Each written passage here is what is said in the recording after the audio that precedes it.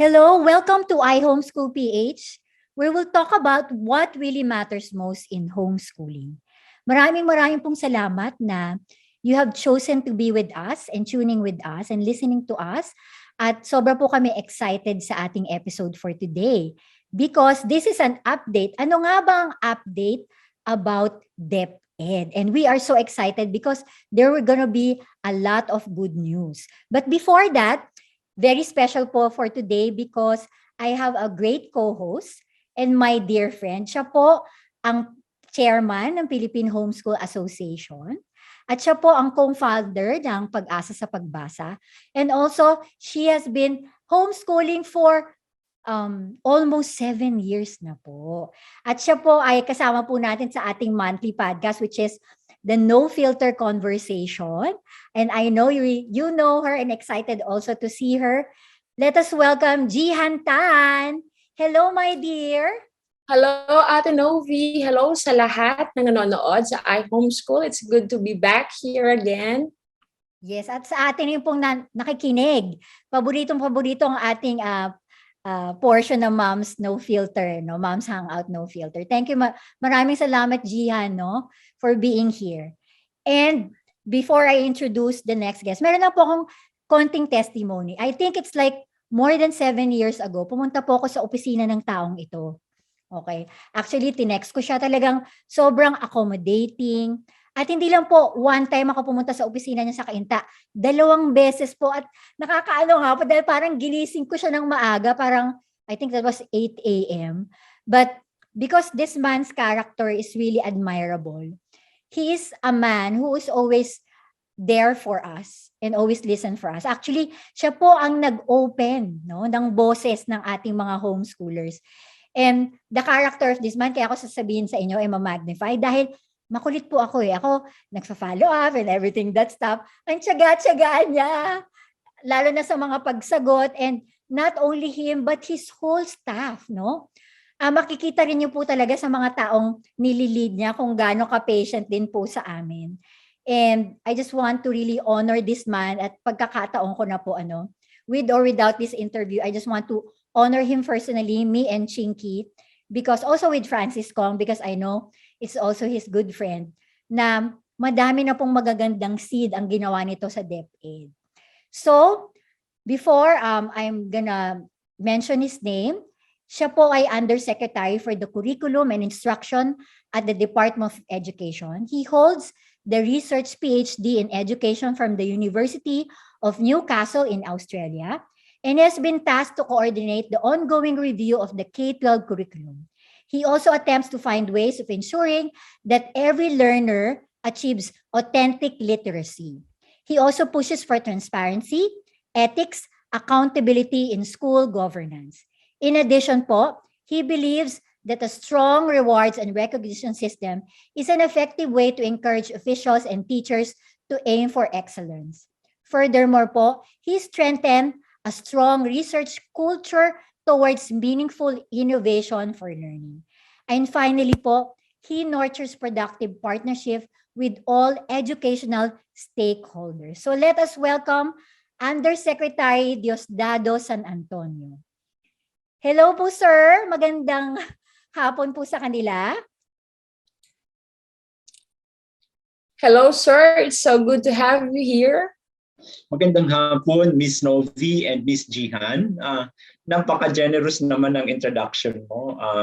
Of course, actually, yung mga ginagawa ko, inspired lang talaga ako ng mga nakita ko rin kay Chinky. I cannot forget na when I was looking for, some famous personalities to be my poster boy in the advocacy for transparency, ethics, and accountability in school governance in Calabarzon. Nag-volunteer talaga yan si Chinky and thank you again. Talagang walang katapusang pasasalamat kay Chinky saka kay Sir Francis for actually gracing our event gratis et amore. And talagang sabi ko, if these people who are very famous are very generous and very supportive of the little initiatives of bureaucrats like me, a regional director then, how else should I behave? Parang nakakahiya naman. So I was actually just returning a favor, but honestly, that's how I serve even those na hindi naman ako beholden, kasi talaga I really take the fact that I'm a public servant very seriously. And so it's a privilege, it's an opportunity God has given me to be in this job where I'm able to influence policy that will make the lives of the Filipino youngsters better, in the sense that we are finding a lot of ways for them to prepare lives for the 21st century citizenship. So it's a privilege and pleasure being able to join you this afternoon, Ms. Novi and Ms. Jihan. Talaga pong hindi ko ito palalampasin yung mga ganitong pagkakataon. Although, apologies po nga kasi ang pag-uusapan natin yung kakalabas na Dep Ed Order number 1, series of 2022, which took almost 2 years to push. Pero finally, it's here. So I'm glad that we have the new Dep Ed Order, and I'm also very happy that I'll be able to explain some of the things that your team may perhaps have questions about the issuance. So we can clarify. And this is what we really need. Kasi yun na nga, hindi lang talaga babasahin, kailangan may mga paliwanag kung bakit nandun yung mga policy na yun. Thank you again for the privilege. Maraming salamat po, Sir Dad. Sir Dads, tatawag ko po sa kanila, kay Sir Dads talaga siya. But siya po talaga yung parang father, no? Father po natin. Pero we just want to appreciate you kasi I still remember, di ba, 2 years of that. Kahit na makulit po kami, tinatsagaan niyo po kaming sagutin, at you always make sure that your staff is always available for us. And even the privilege na still remember that, no, Sir Dads, Gian, no? Yeah, remember, we have that privilege that Sir Dad shared to us the parang initial draft pa lang. And we were so excited to be able to see that as well, no? Ito yung pictures natin and Sir Dads. Yes. Ating mga listeners. Oo nga, di ba? Yes. Lockdown look yan, sir. No, lockdown look tayo dyan. Gian, meron pa isang picture, no? For our viewers. Okay. Yes. This is the one that Sir Dads mentioned. 2 years ago, you gave us the opportunity to comment on your draft policy in homeschooling. And sobra kaming natuwa, sir, that you were so kind to inform us, and you were so patient to hear us out, and you know, your team was there to listen to us. And this particular meeting, it was really a productive one. You were able to invite the homeschool leaders, and then your team, they were there to listen to us. And we have seen, sa mamay makikita po natin, I think that Dep Ed has really listened to our major concerns during this time. So nagpapasalamat po kami, sir. And I guess it gives us context as well where this department order is coming from, that before they finalized this, Dep Ed took the time to listen to our concerns, at sobrang appreciative kami doon, sir. Salamat po ng marami. Yes, I agree with that, Gian. Kasi it's not even once, but twice na sinend yun, no? Talagang sobra siyang, gusto niya talaga na pakinggan, no? Yeah. Pakinggan kung saan tayo nanggagaling bilang homeschoolers. And alam mo, when you were showing that picture, kasi you will also a vessel for us to be able to unite. Kasi iba't iba po yung grupo ng homeschoolers, kahit maliit po kaming community. You were able to, kumbaga na-excite kami, natuto din kami sa proseso, at naintindihan din niyo po kami. Hindi lang niyo po kami naintindihan, pero naintindihan po din namin ang side ng Dep Ed on that end. So maraming pong salamat. So I think for now, before we ask those questions, gusto lang po namin i-highlight yung mga paborito namin ni Gian dito na talagang pinag-pray namin sa diong ito. Yes, no? yes. Sige, Gian, maybe you can start. Yes. The first one, I think, is the declaration of policy. And I think ito yung una din namin kinoment before, that it's constitutionally enshrined that parents have the responsibility and the right to educate their children. And sobra kami natutuwa because in this department order, dito po natin mababasa that DepEd acknowledges that, and that's why they are providing guidelines for the homeschooling program. At ngayon po, because they saw that we can work out this homeschooling program, kanila po itong inopen sa public school system. And sobra kaming natutuwa. Dahil po, sir, maraming families ang talagang matutulungan nito. Lalo na yung hirap makakuha ng homeschool provider or hindi kaya ng budget at meron silang malapit na public school sa kanila na pwedeng makatulong sa kanila, pwede nila maging katuwang. This is just a big blessing. And you have opened up the resources of the public school system to homeschooling students. So kung kayo po ay homeschooler at nakakabit kayo sa isang public school, you can use the resources of that school.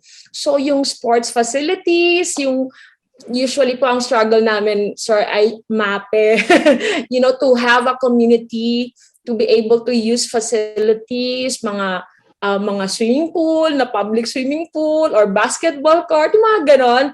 So this is a big blessing to the homeschooling community. And also, sir, through your DO, you have extended homeschooling up to the senior high school level. At malaking tulong po yan dahil dati po hanggang grade 10 lang.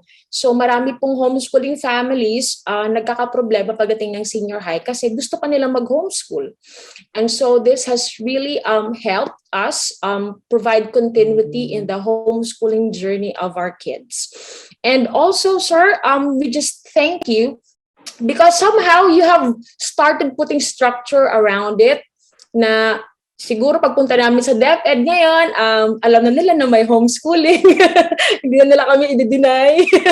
So, yun talaga yung some of our highlights na nakuha namin from this department order. And so we would like to give you a chance din po to share your thoughts on this department order. I'm sure marami po kayo maradagdag and some important things na you think should be highlighted as well. Yes, Sir Dads, we want to, syempre, definitely, this is your baby, no? So, we want to really give you the opportunity to highlight kung anong favorite nyo sa Diong ito. Yes. Ay, Ate Novi, may nakalimutan pa pala ako. Isang major point. Okay. Nung 2 years ago, ito yung isang major contention. Yung removing accreditation and certification requirements for parents. And sobrang thank you for listening to us that, when parents decide to homeschool, our posture should not be restrictive, but to empower and capacitate them. So in that area po, sir, the homeschooling community, I think they have also communicated this with some of your team, like si Yusek Habines. We are willing to partner with DepEd in capacitating parents. Kung feeling nila kulang, paano ba to gagawin? So this is just, a good area for collaboration. So hindi siya area na parang kailangan natin i-restrict, but an area where we can help. So thank you for that, for listening to that, sir. Thank you so much. Thank you so much, Sir Dads. So do you want to add to this?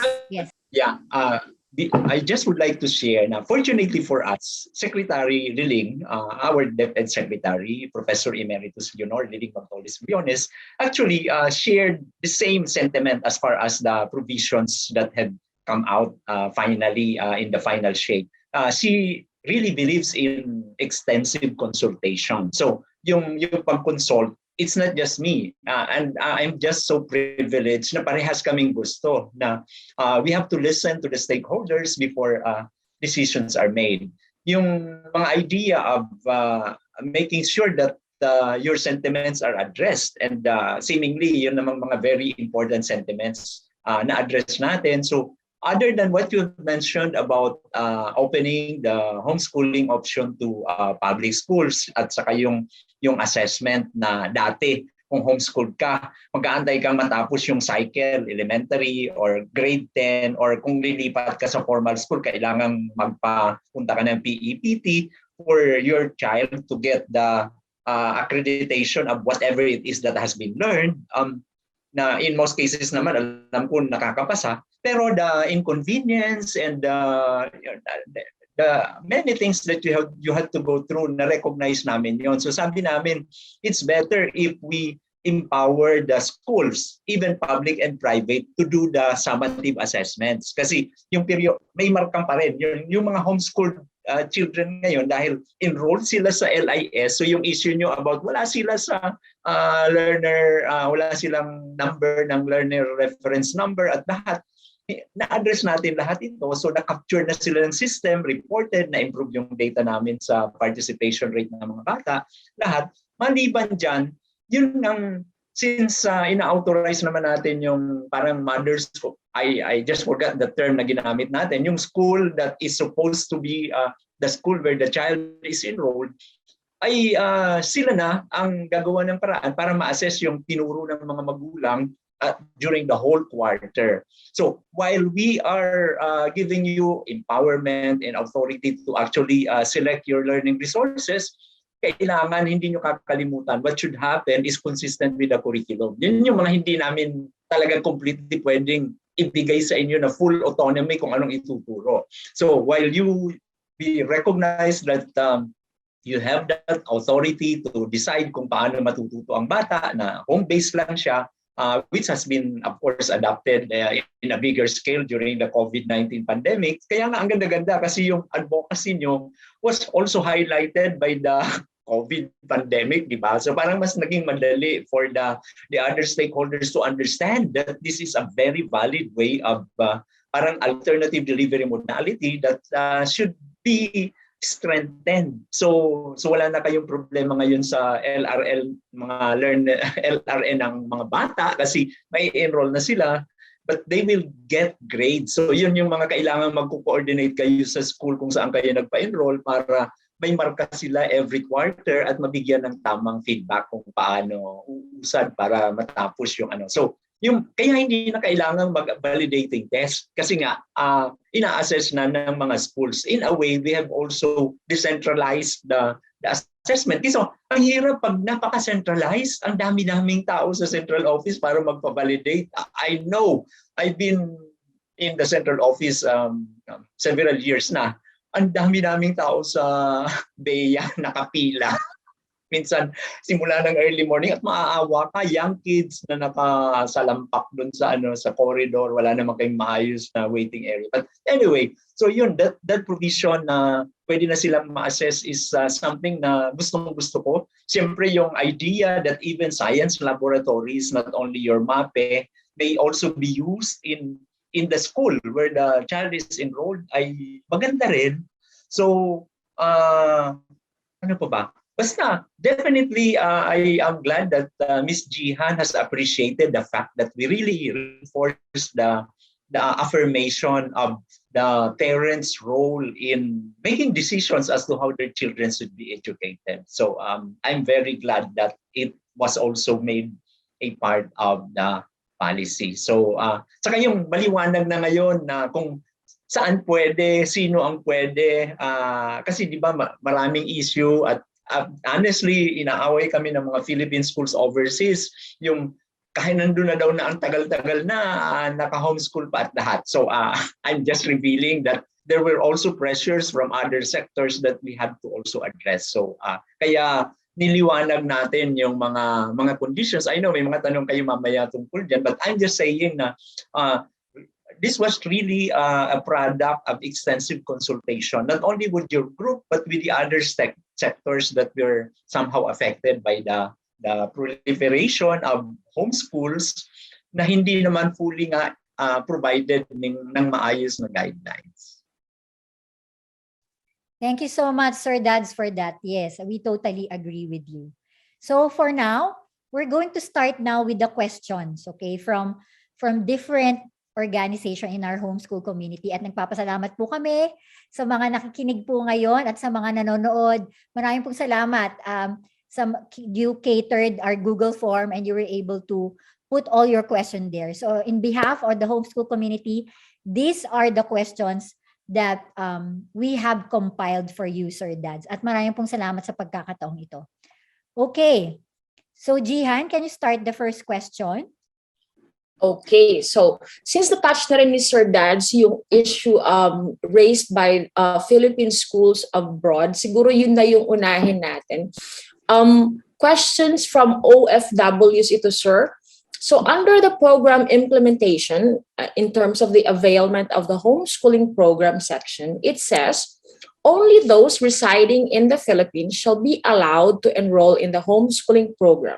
However, should the family relocate or travel to another country within the school year, the homeschool learner may continue his or her studies under the homeschooling program to finish the school year subject to the existing laws and regulations of the country where the homeschool learner relocated. Now, ito po yung feedback sa amin, sir. During this pandemic, how can we help OFW families encountering difficulties like sudden unemployment of one of the parents and salary reduction? So here are some real life scenarios shared to us. Okay? So ito po yung isang number one issue nila. Due to salary reduction, some are unable to enroll their kids in regular schools or international schools due to high tuition fees. And homeschooling through Philippine providers have been their solution to cope with the financial constraints brought by the pandemic. And here's a story by one OFW. We tried regular schooling before. It doesn't help them a lot, not like in a homeschool. We cannot afford 30,000 to 50,000 dirhams tuition fee here in UAE. We have 3 kids. We realize there are a lot of advantages and disadvantages of homeschooling for our 3 kids. But homeschooling is the only way we will be together abroad, especially during this pandemic. So yun po yung isang scenario, Sir Dads. Before I read through the remaining, and Ate Novi will also read some, would you like to comment on that, sir? Naunawaan natin na all families had some challenges, especially during this COVID-19 pandemic. Lalong-lalo yun ng mga pamilya sa mga clients ng private schools, even in our country. I remember nung first year na nag-open tayo, laki yung nag-migrate sa public school system because of the fact na, some lost their jobs, etc. So we understand na nangyari din yan sa schools overseas. So kung nawala na sila ng trabaho doon, bakit nandun pa sila? What I mean is, di ba, dapat umuwi na sila sa Pilipinas para dito na sila tumira at mag-enjoy na. Kung mag-homeschool pa sila, nandito talaga sila. So they qualify under our guidelines.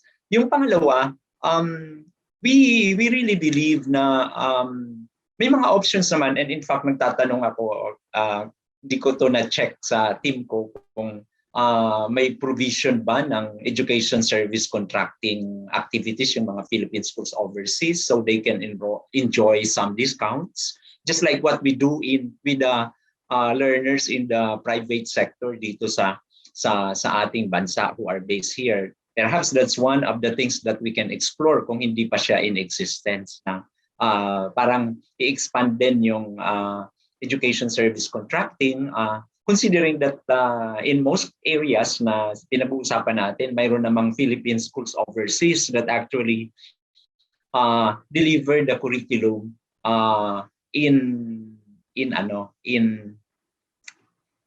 that as prescribed by the Department of Education, yung K-12 curriculum natin. Siguro ang isang pwede rin nating tingnan ay at hindi ito na pag-usapan yung kasi ang alam ko yung mga host countries have their own policies. There are countries that do not allow and that do not recognize homeschooling. So kung hindi naman yan nare-recognize, so wala talagang option sila. Either ibalik yung bata sa Pilipinas or pag-aralin sa mga Philippine schools overseas that are also given authority by the host countries. So yun lang po ang mga sagot ko dyan na kung nawala na talaga ng trabaho, parang hindi naman na sustainable talaga na tumira pa ang buong pamilya sa ibang bansa. So, ma-enjoy na nila yung option to do homeschooling kahit umuwi sa Pilipinas, or yun nga, they can even perhaps send their children to formal schools kung gusto nila yung formal system. Do you have a So, follow-up with ang that? option pa, if I may add, kung talagang, halimbawa, nire-recognize yung homeschooling ng ibang bansa, hindi sila sa homeschool providers ng Pilipinas kasi our rules do not allow, they can explore doing that. Tapos kung uuwi sila ng Pilipinas at mag-aaral, then they do the usual PEPT. So ang daming paraan yan. So I don't see it as a serious problem in the sense na may mga options pa naman sila. Okay. Thank you, Sir Dads. So we will continue on giving you the scenarios po, ano? Next is, due to limited face-to-face classes and the threat of possible infections in schools, OFWs find homeschooling a better option than online classes.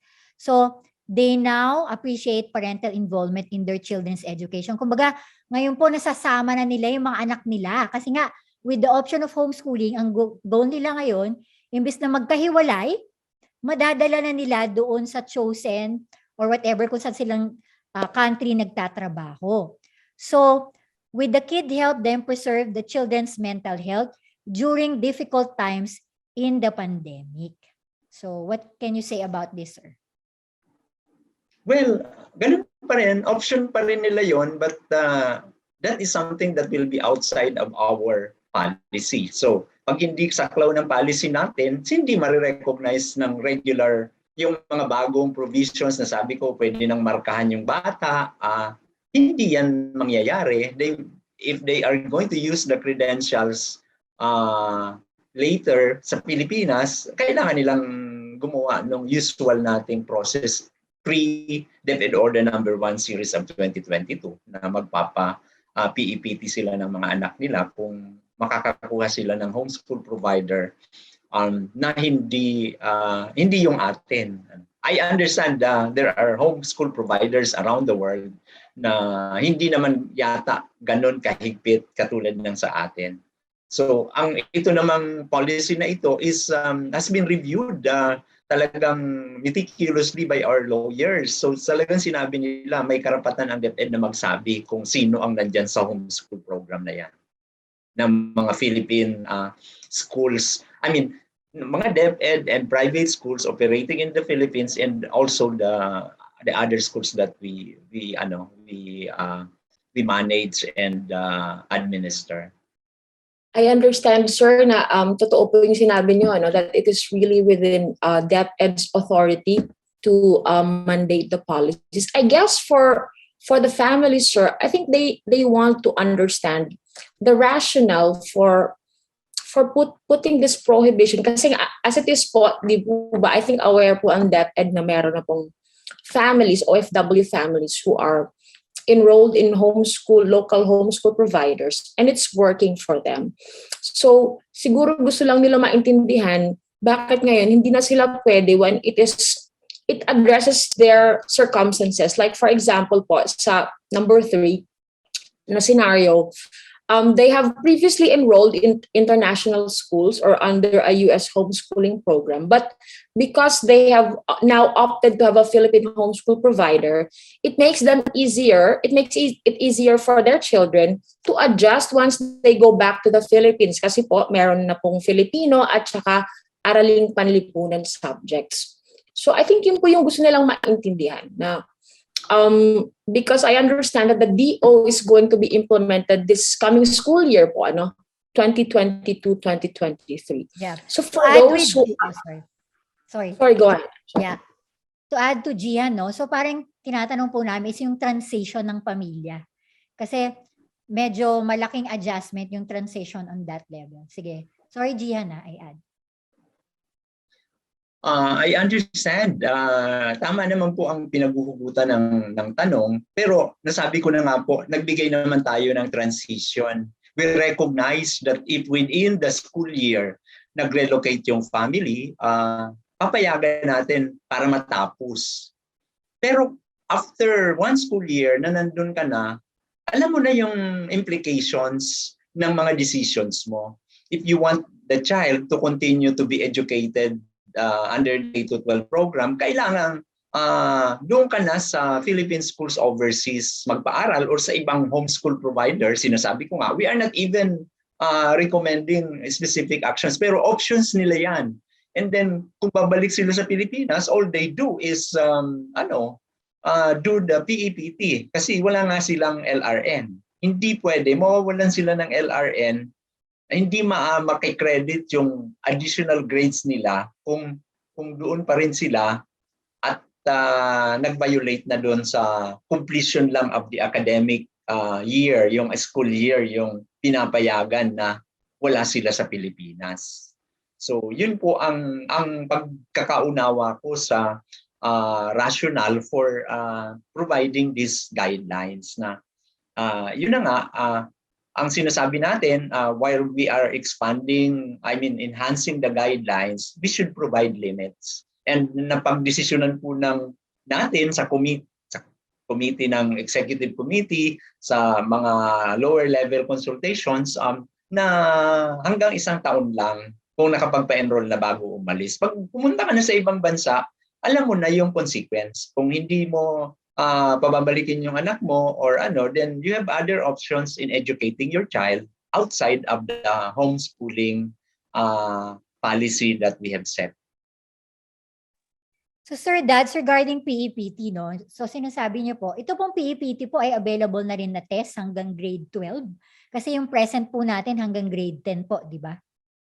Tinatrabaho na po yung sa senior high. Okay. So sir, magkakaroon din po ba tayo ng opportunity to have an online PEPT? Like an online test? Actually, yun yung mga pinagkakaabalahan ngayon. Online, even the National Achievement Test, may mga options kami to do it with an online option. So, kasama po yan sa mga parang under efforts now. We're now really trying very hard to come up with some work in progress. In other words. Sir Dad, sabihin ko lang to, there was one time, ewan ko lang kung last year yon, si Sir Dance talaga, hands-on yan. Meron siyang tinulungan na isang OFW. Tapos nag-message pa siya sa akin na, Novi, bigyan to ng reviewer. so parang, inano pa niya, tinulungan niya talaga tong OFW na to para go to another level. Remember that, Sir Dads, no? So I really appreciate that. Nakalimutan ko na, but alam ko ikaw naman yung nagbigay ng tulong. Actually, I just facilitated. Sabi ko, tulungan nyo na lang yan para pasahan yung team. Pero hinanson yun, pinakinggan yun. So maraming pong salamat on that level. Yes. Okay, for the next scenario of the OFW, some OFWs are in the countries po na yung medium instruction nila, hindi nga po English, no? So enrolling in Philippine Homeschool Provider helps them to ensure that their kids' education can continue without tinatawag nating language barrier. So, furthermore, some are in the countries with no existing laws against homeschooling, but there are no homeschool providers. So, how can Dep Ed help po the OFWs on that level? Ako yung magulang, I experience life abroad. There are, lalo na ngayon with the advent of technology, yung mga issue about hindi matututo ng certain things, hindi po yan totoo kasi that's available online. Some are free. So if you want to learn a language, you wish to learn history, you don't do that just within a formal school system.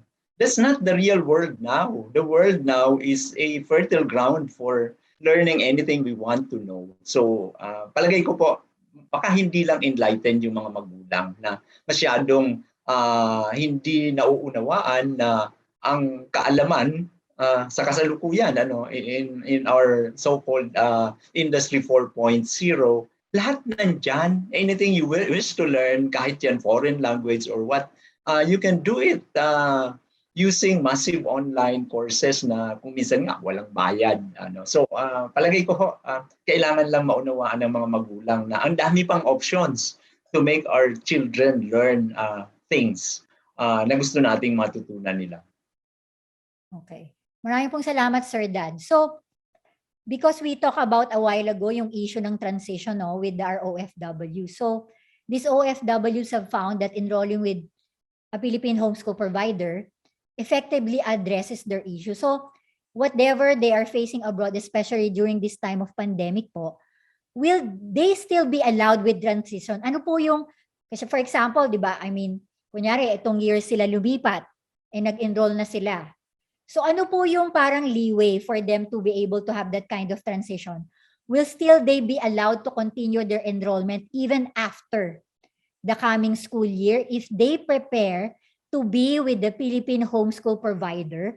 I mean, ano po yung allowable nyo ng transition for that? Kaya pa silang 1 year there. I'll check that with the lawyers.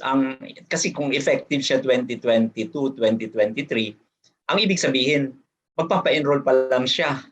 Kung nandun na siya sa abroad, hindi, ano na siya, covered na siya ng Dep Ed Order, hindi na siya pwedeng magpa-enroll. Yun yung tingin ko. Ang tinutukoy natin dito, yung mga before we open the school year, assuming August tayo mag-open, bago August na-enroll nila dito sa homeschool sa Pilipinas kasi nandito pa sila. Tapos all of a sudden nagka-work abroad after June or after August, then that child can continue homeschooling within that school year. So yun yung transition na sa 2023-2024, either babalik sila dito yung bata or mag-i-explore na sila ng other options outside of the homeschooling that is allowed under our Dep Ed Order number 1 series of 2020. Okay. Gian, you have pahabol on this OFW? Siguro, sir, yung isang pakiusap siguro na gusto nilang i-explore natin. Kasi klaro po sa DO na talagang 2022 to 2023. Is it possible po, given the pandemic, the difficult situations that we are all in, na para bang bigyan natin sila ng extended na transition period na, for example, nandun na sila. Lumabas na itong order na to. And nandun na sila. Last school year, they were enrolled with a homeschool provider dahil nga po nag-pandemic. And it's working for them. And ngayon, eto nga po, nagpapanik sila dahil ito yung bawal na po sa DO.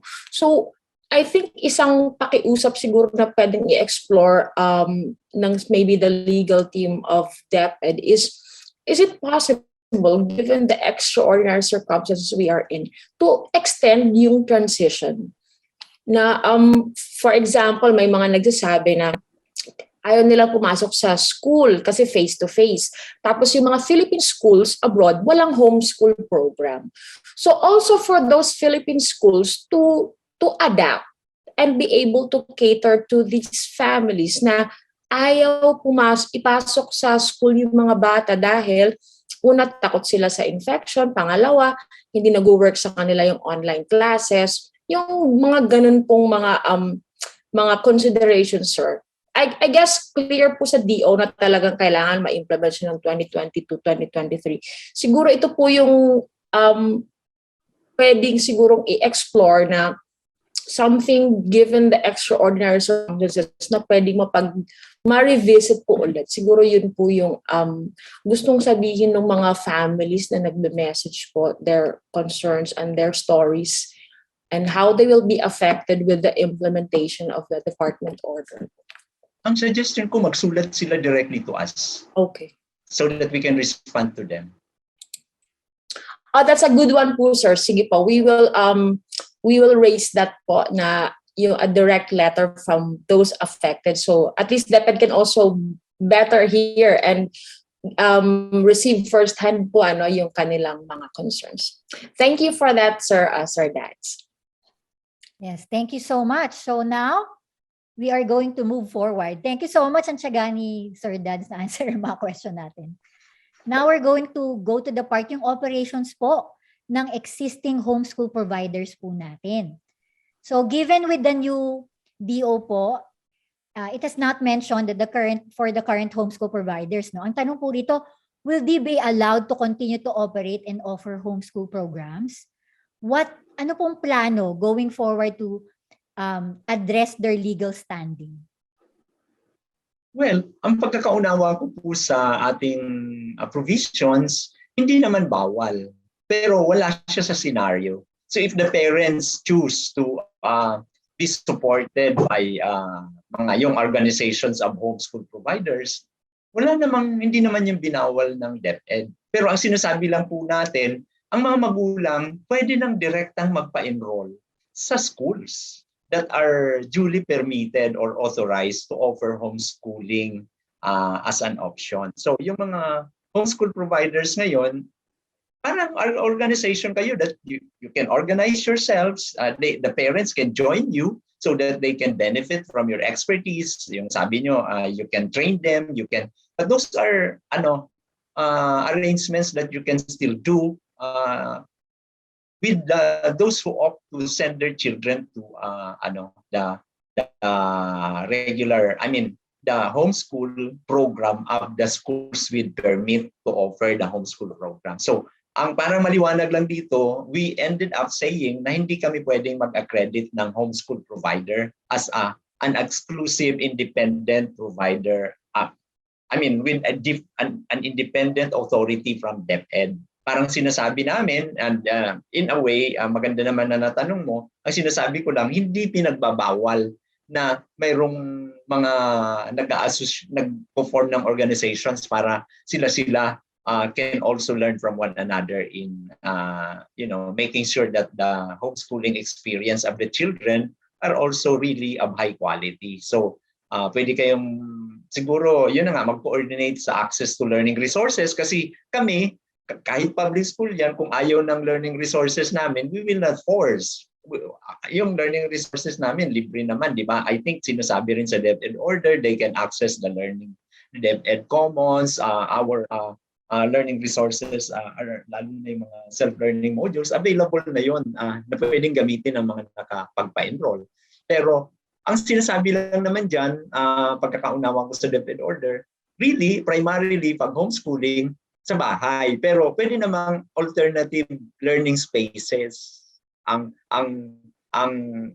pag-aaral ng bata. Sa magulang na desisyon na yun, kung siya mismo kasi sinabi rin namin na mag-a-assume lang ng responsibility ang parent to facilitate the learning of the children, pero pwede namang niya yan, di ba, delegate sa iba na mas expert. Baka gusto ng parent mag-hire ng sarili niyang mga tutors for the different learning areas, okay na yun sa amin. Basta lang ang importante, nagpa-enroll sa amin, nagsabi na mag-homeschool, ikukumply yung mga hinihingi nating requirements, yung plan, etc. And then magpapa-assess during the quarterly assessment kung babalik na yan. Kasi right now actually sa existing model natin ng COVID way of delivering basic education, inalis namin yung periodical test. So ang gagawin siguro kung yan pa rin yung model ay yung mga performance tasks at written outputs, yun yung papamarkahan sa school o sa teacher na na-assign para maging homeschool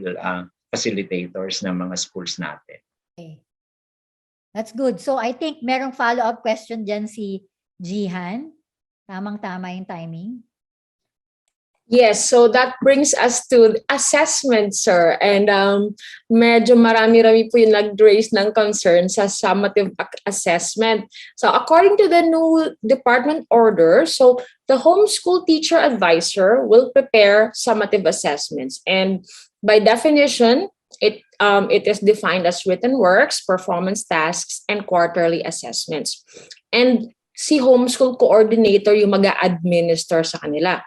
So currently, sir, it is the responsibility of the parent teachers kasi kami nga po yung nakaharap sa mga estudyante, sa mga anak namin, to craft and administer the said assessments. So is the department order transferring this role to the school? Because if it's a yes, then it will greatly hinder our flexibility as parents in customizing our curriculum and our approach po in teaching the kids. And also yung coordinating, yung kailangan antayin natin si coordinator para mag-grade itong performance task or itong written work, it can introduce an administrative burden on how we execute our learning plan for our kids.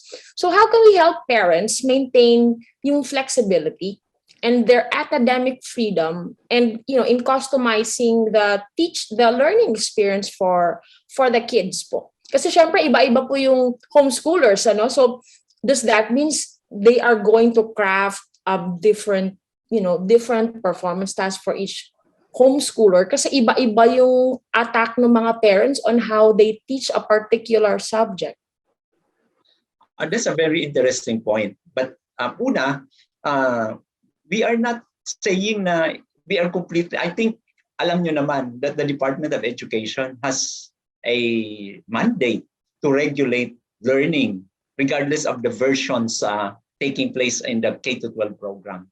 So if DepEd says you have to abide with our curriculum, you have to make sure that our assessments will be part of the program, you'll have to comply. But this does not mean that the parents will stop doing formative assessments or even simulation of the summative assessments, yung mga quarterly written periodical test na yan. You can still do that. But sinabi ng policy, kami ang magsasabi kung nakapasa yung anak mo sa quarter na ito. And I think that's not a violation of any freedom of the parents. That a valid exercise of our authority to administer, to monitor, and ensure that the K-12 program is done properly. Otherwise, kung wala kaming role sa assessment, hindi namin yan i-maintain, how do we know that you are compliant with our standards? So, dapat naunawaan yan na it's about making sure na while we are acknowledging that the parents can play active roles in making sure that their own children are able to learn as good as they can, DepEd would still want to make sure that it does not completely give up all its authority in making sure that the K-12 program is done properly. Yun yung sagot ko dyan na hindi pwedeng sabihin, wala namang academic freedom actually ang K-12.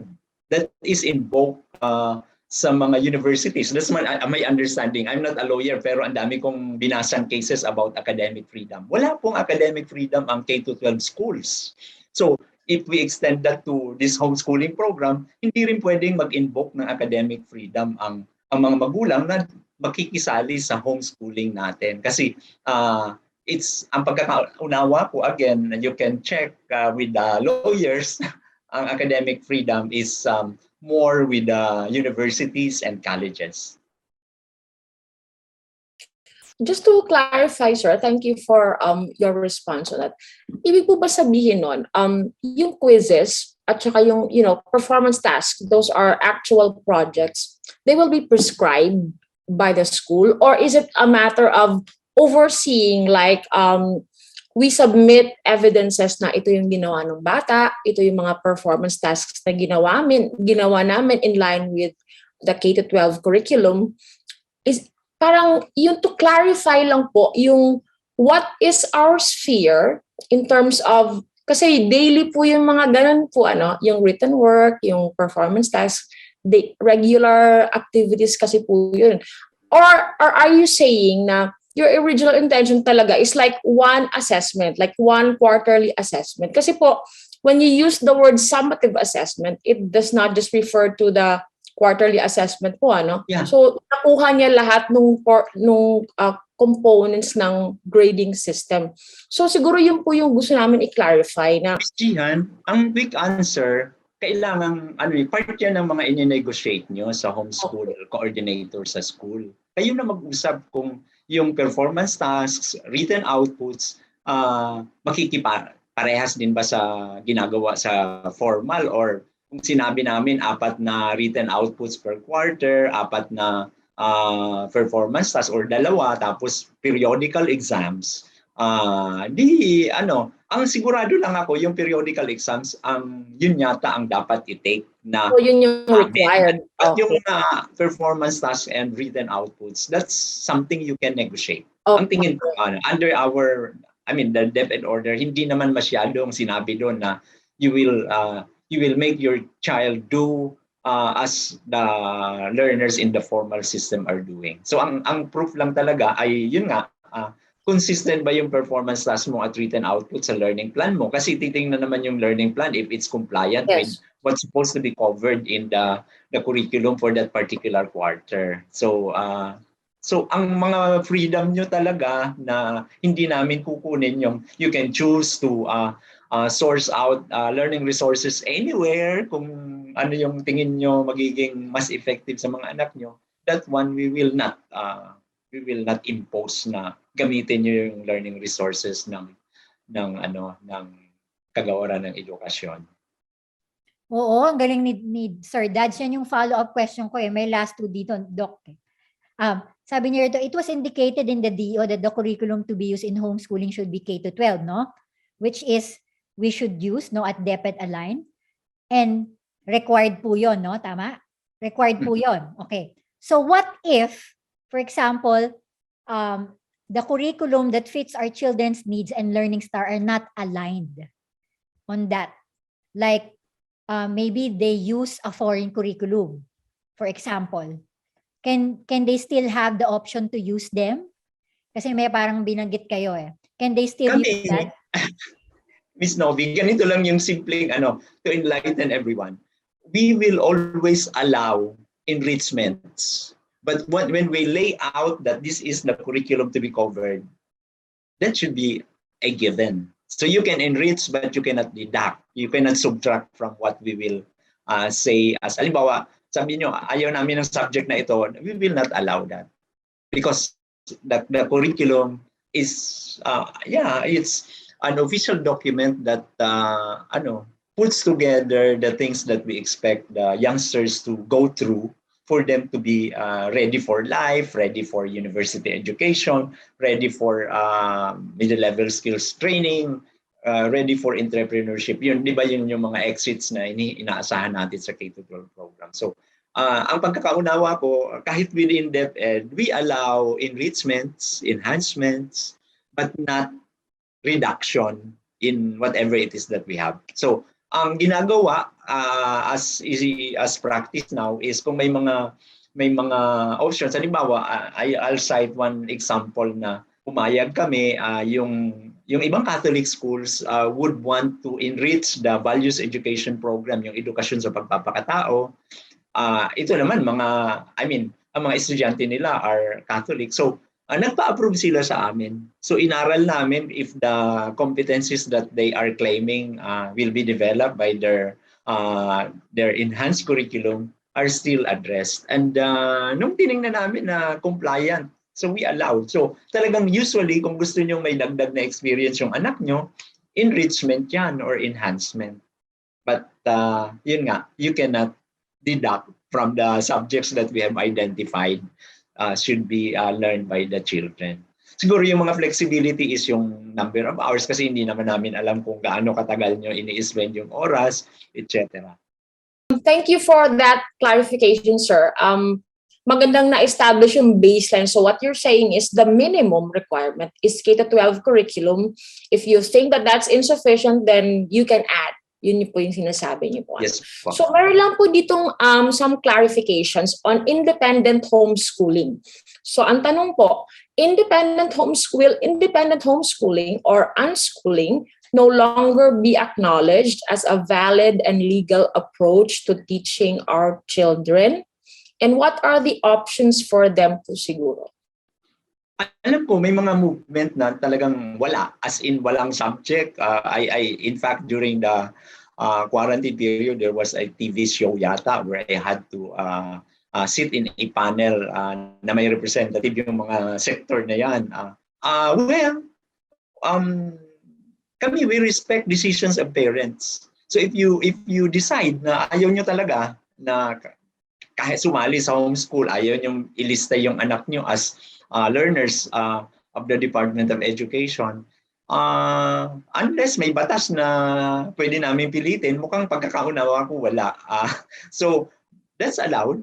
Pero ang issue lang, kung babalik kayo sa formal system at any time of your child's life, like kung within the K-12 or after K-12, you'll have to, kasi hindi ko naman alam kung may university na mag-a-accept na walang diploma, walang certification that the child has completed a K-12 program ay i-admit na. So kung walang ganun, talagang ang option nila is to do PEPT. At any time nalilipat sa formal or other systems.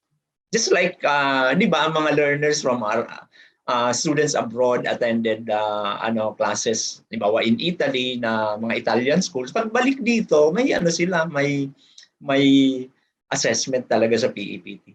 Yung ako, I can share, yung 1 year kasi yung final year ko sa PhD ko sa Australia, I had to take my sons with me. So yung panganay, grade 4, yung second son, grade 3, grade 1 yung bunso.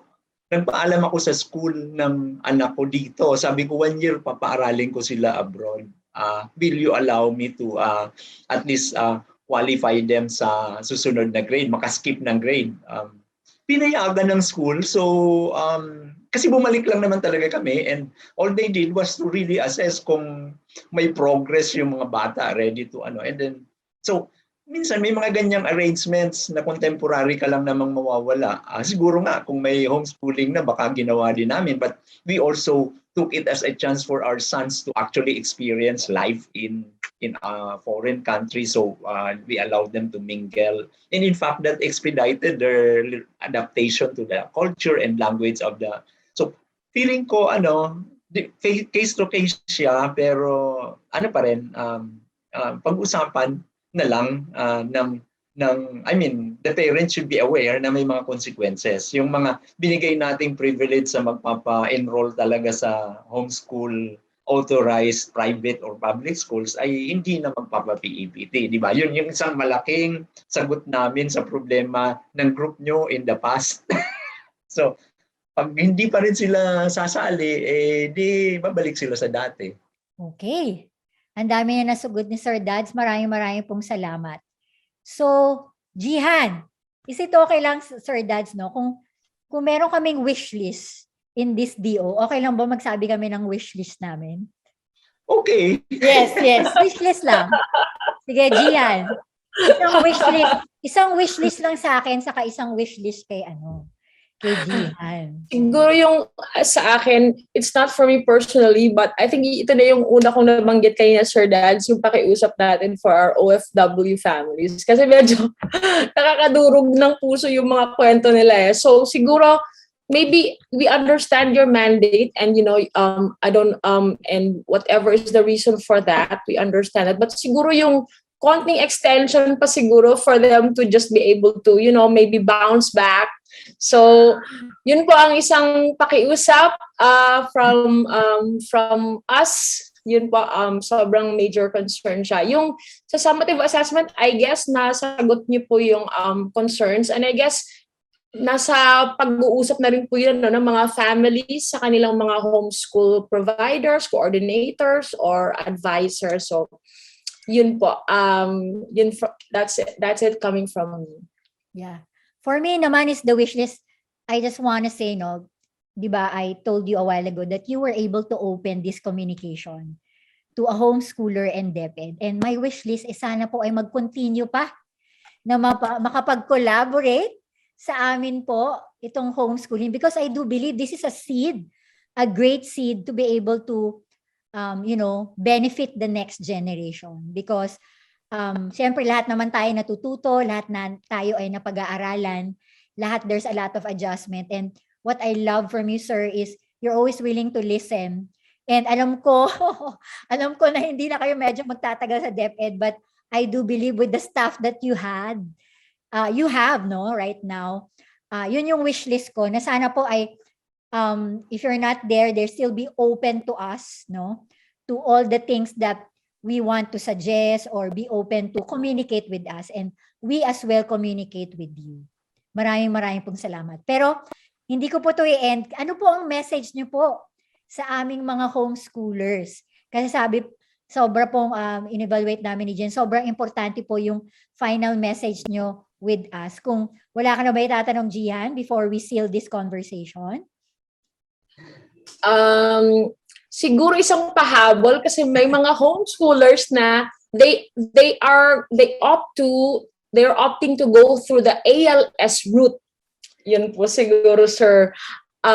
May mga ganung homeschoolers po Yun po ba ay open pa rin po sa kanila? Siguro most of this, ito yung mga nasa independent homeschoolers na category po, Sir Dads. Ang tingin ko, since alam ko nag-ALS sila dahil medyo mahigpit noon, ang hirap, di ba? Walang, at least sa ALS mayroong A&E, dito PEPT. So tingin ko, parang wala nang motivation for them to do the ALS. Unless gusto pa rin nila yon, that is not prohibited also. Pero tingin ko, mas beneficial sa kanila na magpa-LRN na lang para unless very confident sila na in 1 year matatapos yung buong like cycle kung 7 to 10 yan or 11 and 12. Kaya nilang gawin kasi talagang overage na sila. Kasi ang alam naman natin yung ALS is supposed to be for learners who are older than their cohort, di ba? Yeah. So, malaking debate rin niya na alam namin in some areas yung ALS ay ginagawang pangsagot sa dropout reduction program na kahit of age sa formal system inaalaw para lang kasi ang dami naman talagang alternative ways of ensuring that the youngsters should learn. So ako when I was RD, tahimik lang ako kasi ang importante nag-aaral yung bata, ang batang Pilipino. But because we have officially acknowledged that homeschooling is an option, we have strengthened the policy. Tingin ko attractive enough na ito para yung mga dati nasa ALS ay kumbaga lilipat na sa homeschooling talaga as we have identified. Kasi malalabas talaga sila sa system natin na we will count how many of our learners are doing homeschooling. Kasi itatag na sila sa ating LIS, sa Learner Information System, acknowledging that they are on homeschooling. So yung final message sa ating mga learners, continue. I understand that life has been more challenging now, especially during this time of COVID-19 pandemic. But I always believe that if we are desirous to have a brighter future, so I'm addressing yung mga bata, talagang kailangan mag-aral. So nalulungkot nga ako na nagkaroon ng surge ang Omicron sa NCR. Gusto nationwide academic break. Hindi pwede yung ganon. And pinanindigan namin yun na hindi pwedeng buong bansa magbakasyon ulit. Galing lang tayo sa pagbabakasyon ng Christmas. So talagang pinanindigan ko na magkaroon ng suspension of learning activities sa mga lugar na talagang mahirap. Pero yung lugar na pwede, bakit ba isasali? Yung mga ganon. So naniniwala ako na ang hamon natin, pagpaangat ng kalidad ng edukasyon. Alam nyo naman, malaking hamon talaga yan sa DepEd. Hindi yan makakamtan kung palagi tayo maghahanap ng paraan na tumigil sa pagkakatuto. At naniniwala tayo na yan, may mga iba-ibang paraan para matuto ang mga kabataang Pilipino at maswerte tayo dahil nandiyan kayo, very aggressive and active in really making sure that the children will learn to address the situations that you all have. So sa mga magulang, nasabi ko na po na overwhelming ang evidence conclusive when the parents are actively engaged in the academic lives of their children.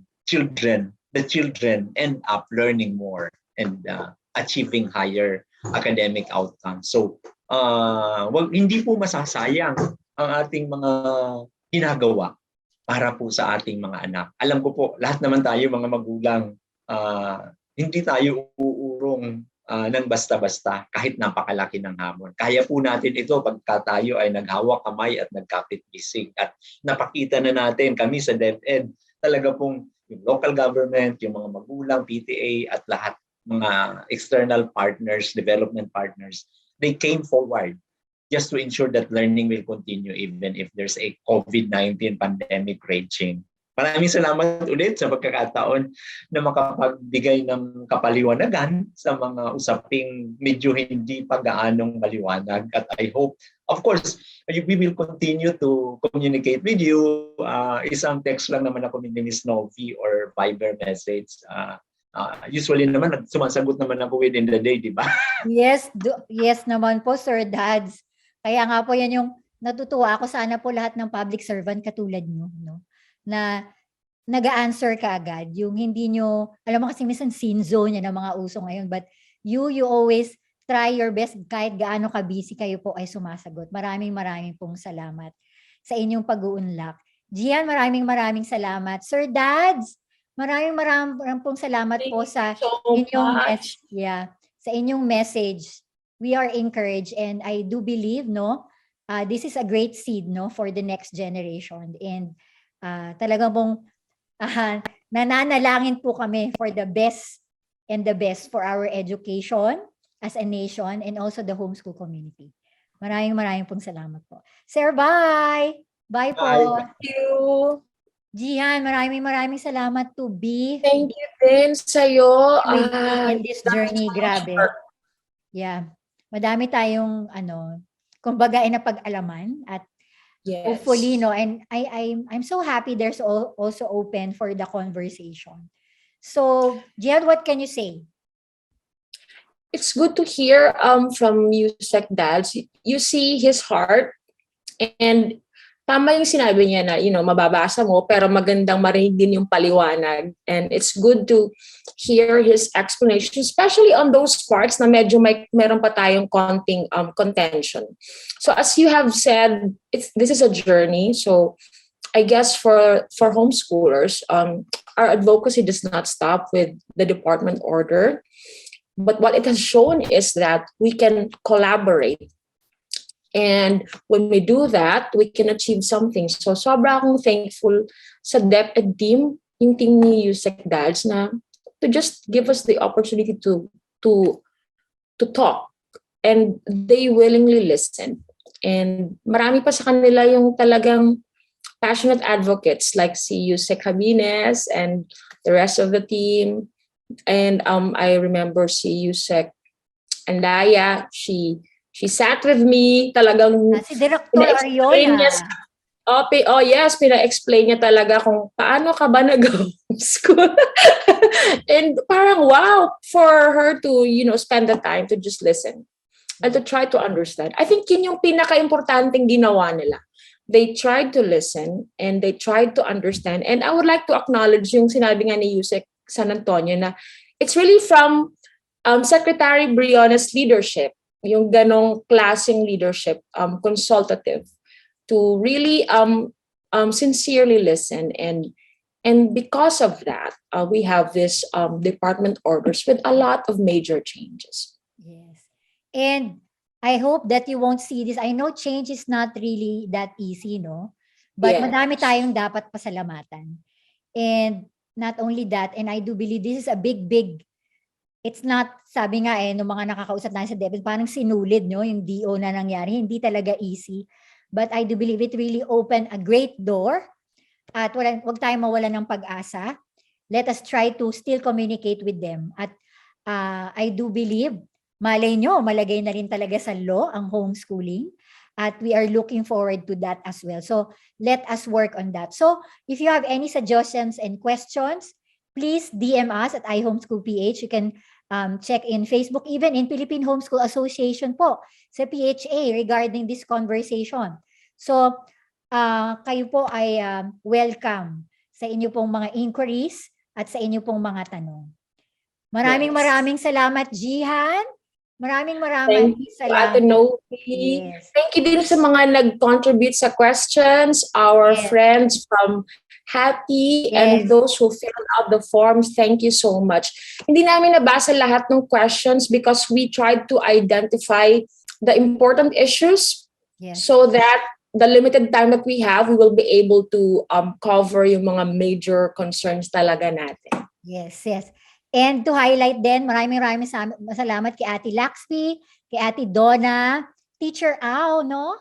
And syempre kay Miss Habines from DepEd. Maraming pong salamat. Okay, and we will end this conversation. Maraming pong salamat. And we want to say na laging pong nating tatandaan, in homeschooling, relationship is more important than academics. Ako po si Novi Antan, your homeschool coach, and I homeschool. Bye! Bye!